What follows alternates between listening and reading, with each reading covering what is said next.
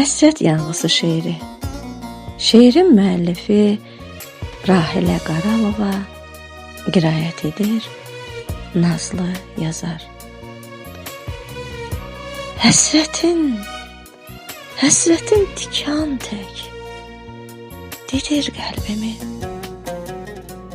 Ömrümü, günümü məndən alıbdı. Fikrim, xəyalım sənin yanında, gözlərim sən gedən yolda qalıbdı. Verdiyin gülləri saxlayanmadım. Ətrini ürəkdən qoxlayanmadım. Səni heç axtarıb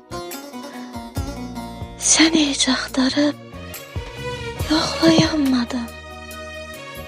Hicranın saçıma dəniz alıbdı. Yoxluğum bağrımın aşını sökür.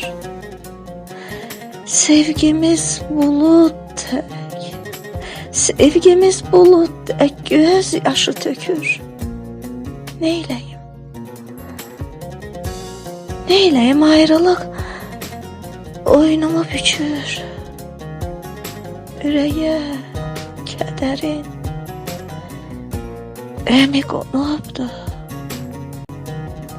Rahiləyəm, coşub daşıb çağlaram.